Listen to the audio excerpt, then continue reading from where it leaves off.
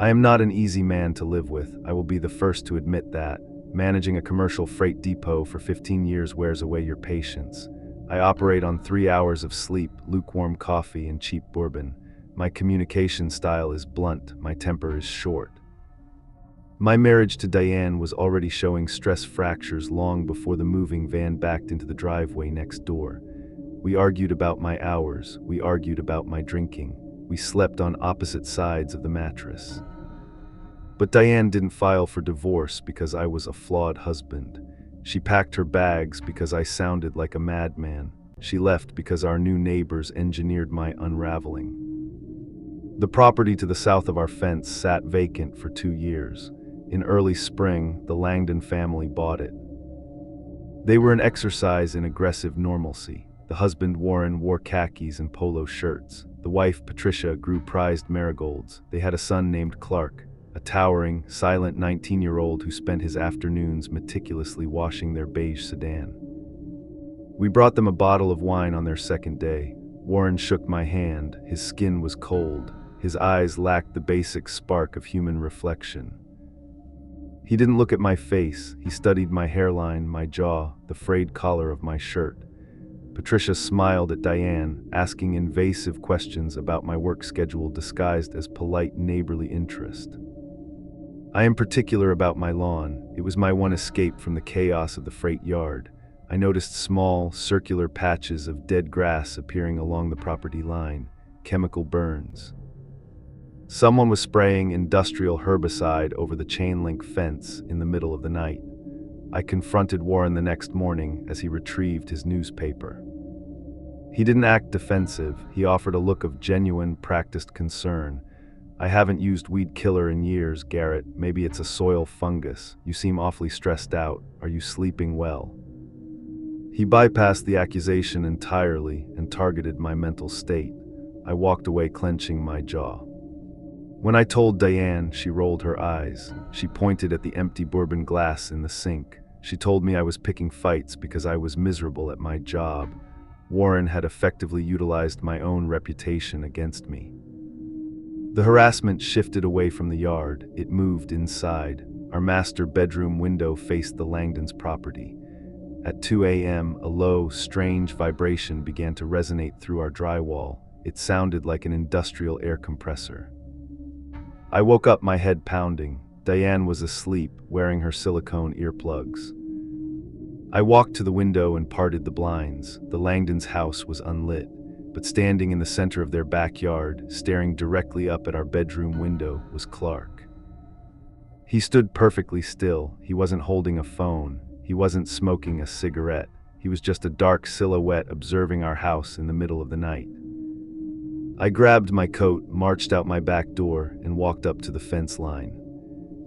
"What are you doing?" I asked, keeping my voice low so I wouldn't wake Diane. Clark didn't answer. He turned his head slightly, studying me with the exact same dead, clinical expression his father possessed. He reached into his pocket, pulled out a small remote thing, and pressed a button. The low vibration humming through my walls ceased. He had a directional sonic emitter aimed directly at our foundation. He turned and walked back inside without uttering a single syllable. The next morning, I told Diane we were calling the police. I explained the noise, the emitter, the teenager standing in the dark. Diane looked at me with an expression of profound pity. She reached into the hallway closet and pulled out a stack of printouts. "Patricia brought these over after you left for work," Diane said, her voice trembling. I looked at the pages. They were local ordinance codes regarding property line harassment, printed by Patricia.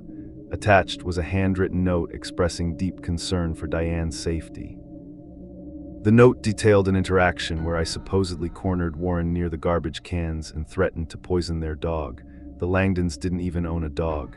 "They are lying," I stated, dropping the papers on the kitchen island. "Garrett," Diane whispered, wiping a tear from her cheek. "I heard you yelling outside at 2 in the morning. I looked out the window. There was no one in their yard. You were screaming at an empty lawn." My breath caught in my throat. I looked out the kitchen window. the sightlines. The angle from our bedroom window allowed you to see the center of their yard. The angle from the kitchen window, where Diane stood, was entirely obstructed by a mature oak tree. Clark knew the exact geometry of our property. He knew where to stand to be invisible to my wife while remaining perfectly visible to me. They were systematically dismantling my credibility.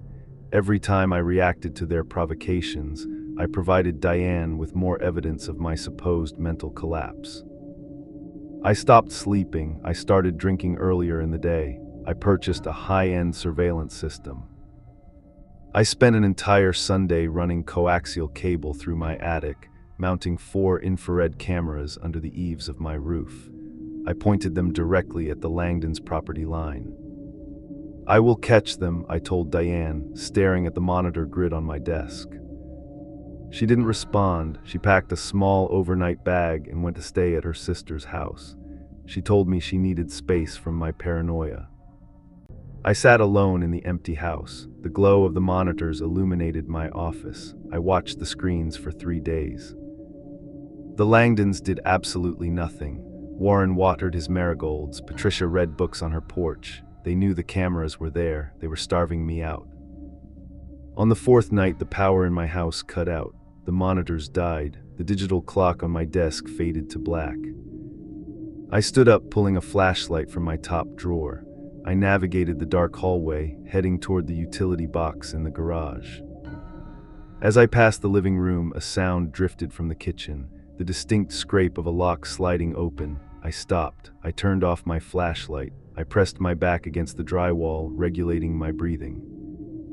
Footsteps moved across the floor. They were unhurried, methodical. Someone had bypassed the physical locks on my rear patio door. I crept toward the archway leading into the kitchen. The moonlight filtered through the blinds, casting long, distorted shadows across the floor. Warren was standing by my kitchen sink. He was wearing latex gloves. He wasn't holding a weapon. He was holding a small, clear plastic bag. I watched as he reached into the bag and pulled out a handful of shredded, torn photographs. He scattered them across the countertops. He opened my utensil drawer and pulled out a carving knife. He laid the knife deliberately next to the torn photos. He was staging a manic episode. He was planting physical evidence for Diane to find when she returned, proof that her husband had finally suffered a violent psychological break. I stepped out from the archway. "Get out of my house," I ordered. Warren didn't flinch. He didn't drop the plastic bag. He slowly turned his head. That terrible, vacant smile stretched across his face. "Hello, Garrett," he whispered. "You look tired." I lunged forward. I grabbed him by the collar of his shirt, dragging him toward the back door. I shoved him out onto the patio, pushing him hard against the brick siding of the house. A blinding flash of light exploded from the property line. I squinted, raising my arm to shield my eyes. Clark was standing on his side of the fence. He was holding a professional-grade DSLR camera. He had just photographed me physically assaulting his father in the dark. Warren straightened his collar. He looked at the camera, then back at me. "Thank you," Warren said. They walked away. The police arrived 20 minutes later. The Langdons presented the photographs. They presented the narrative of a hostile, unhinged neighbor escalating a one-sided feud into physical violence. They filed a restraining order. The officers escorted me out of my own home. They told me I could not return until a judge reviewed the case. Diane filed the divorce papers 3 weeks later. The settlement was brutal. Because of the restraining order and the documented police interactions, the mediator awarded her the house to sell. I lost my equity. I lost my marriage. I moved into a miserable apartment complex near the freight depot. A year passed. I drove past the old neighborhood on my way to a contracting site. I slowed my truck as I approached the street. I looked at the property I used to own. The fence dividing the 2 lots was gone. The yards had been merged. Warren Langdon was standing in the expanded driveway, signing a clipboard handed to him by a paving contractor. He had purchased my foreclosed home at a public auction for pennies on the dollar. It was never personal. They didn't target me because of my temper. They didn't care about my drinking. They saw an adjacent piece of real estate, identified a weak link in the current occupant's marriage, and executed a precise, merciless campaign of psychological eviction. I put my truck in gear and drove away. I never returned. Some people look at their neighbors and see a community. I look at them and see predators patiently waiting for the right moment to claim your territory.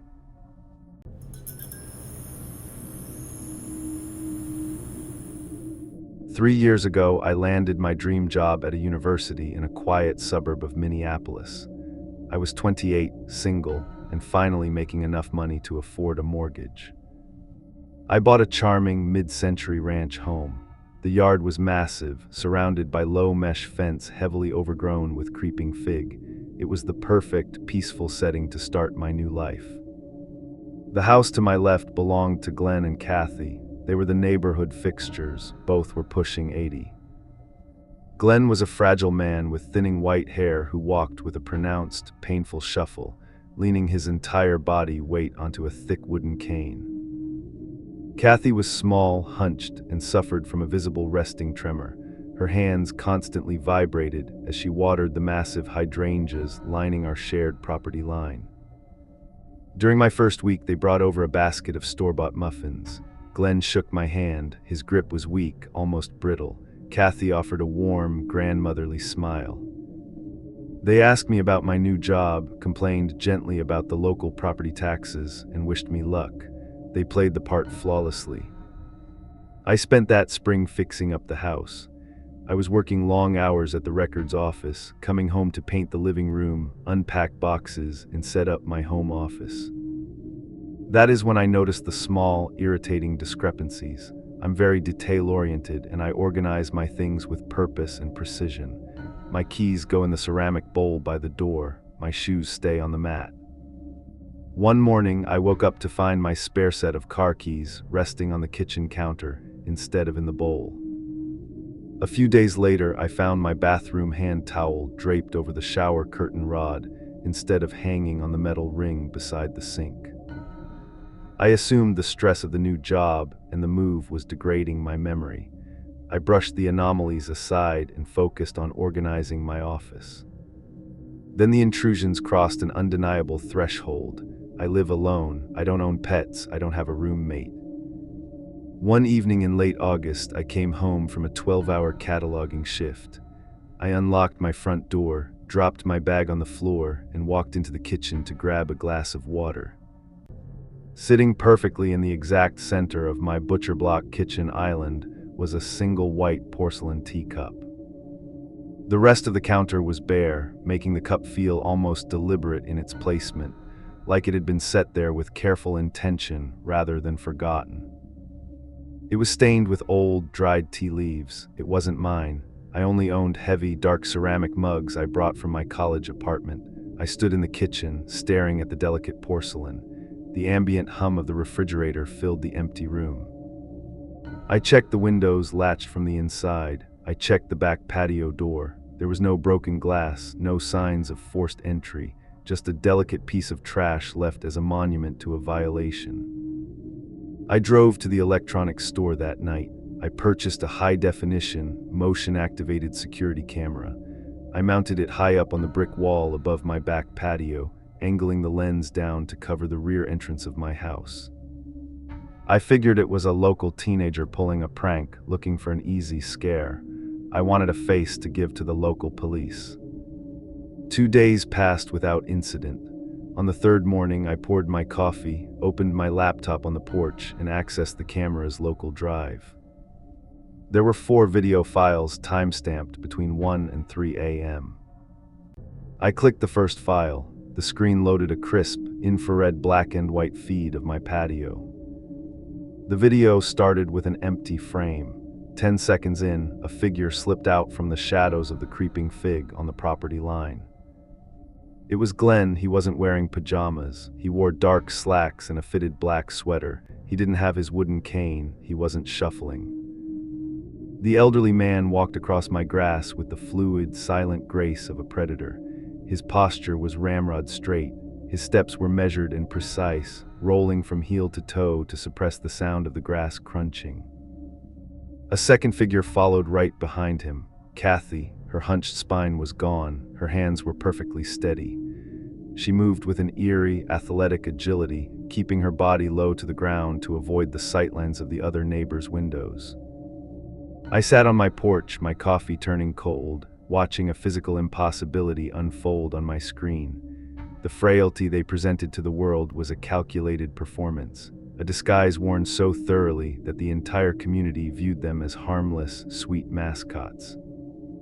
I clicked the second file. Glenn and Kathy were standing on my concrete patio, right outside my glass sliding door. Glenn produced a small, leather-bound pouch from his pocket. He unrolled it, revealing a set of stainless steel lock picks. He knelt by the door, his hands moved with terrifying speed.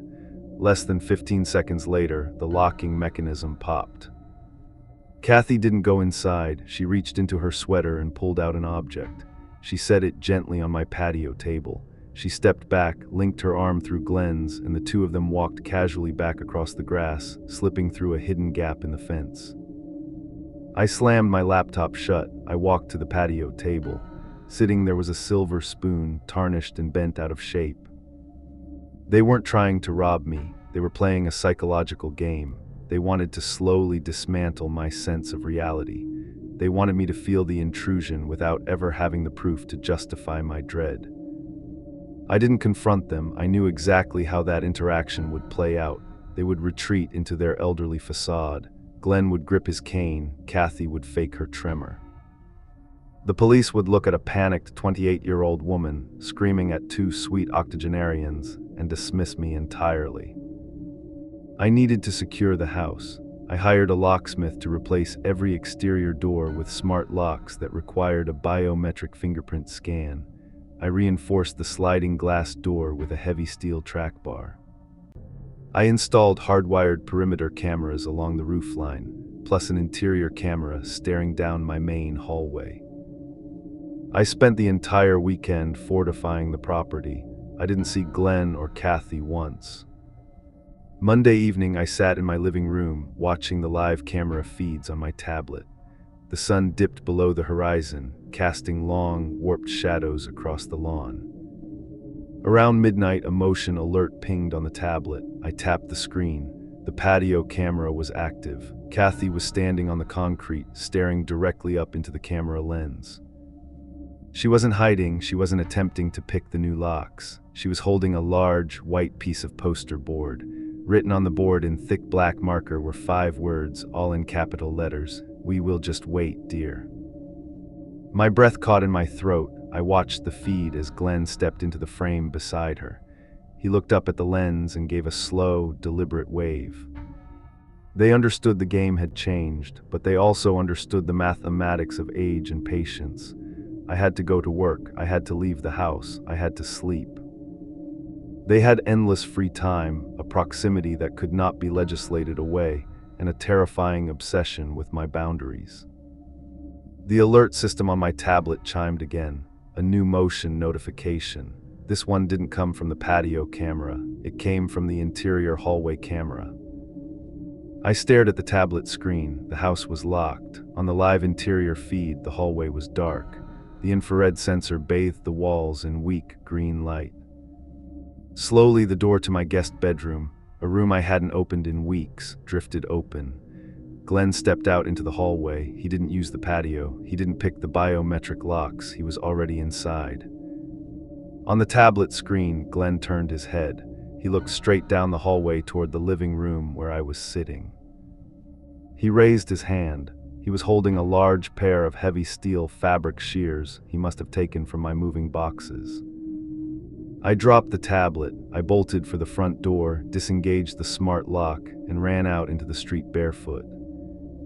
The police arrived 10 minutes later with their sirens screaming. They drew their weapons and cleared every room in the house. They searched the closets. They searched the crawl space. The house was empty. I tried to show the officers the video feed on my tablet. I tapped the application. The storage drive had been formatted. Every single piece of footage was wiped clean. He had accessed my local network router and triggered a reset on the camera hard drive before stepping out into the hall. The lead officer gave me a look of deep, exhausted pity. He suggested the stress of living alone in a new city was getting to me. He told me to get some rest. The next morning, I stood in my driveway, packing a single suitcase into the trunk of my car. I was breaking the mortgage. I was leaving my dream job, the equity, and my new life behind. I closed the trunk. I looked across the property line. Glenn was standing in his driveway. He was leaning heavily on his wooden cane, his shoulders stooped. Kathy was beside him, her hands trembling as she held a gardening trowel. They watched me get into my car. As I put the vehicle in gear, Kathy raised her trembling hand. She gave me a warm, grandmotherly smile and waved goodbye.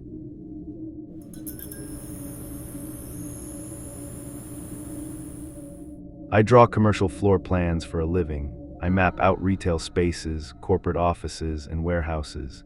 You spend a decade looking at blueprints. You start viewing the physical world through a very specific lens. Most folks walk into a room and notice the furniture or the paint color. I look at a room and see geometry. I see load-bearing spans, utility chases, and negative space.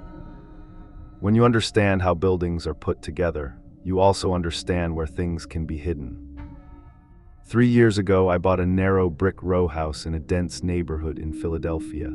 These homes were built in the 1920s. They are squeezed tight together, sharing thick brick party walls with the houses on either side. The neighbor sharing my eastern wall was an older man named Mike. He was the definition of a recluse. His blinds were permanently drawn. His front porch was overgrown with ivy. During my first 2 months living there, the only interaction we had was a brief nod while he dragged his trash bins to the curb. He had pale, loose skin and walked with a pronounced limp.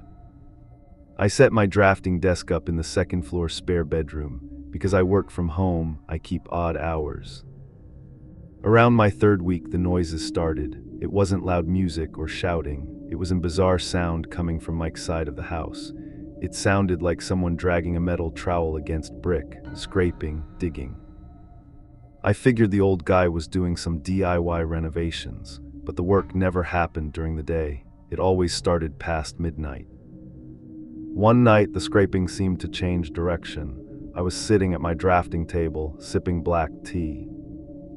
The noise wasn't just echoing through the brick anymore. It sounded closer. It sounded like the fine grit of plaster falling behind the drywall of my own closet. I brushed it off. Old houses transmit sound in strange ways. Acoustics bounce around air ducts and chimney flues. A few days later, I decided to build a custom wardrobe in my master bedroom. The room shared that same eastern wall with Mike. I grabbed my laser measuring tool to calculate the square footage.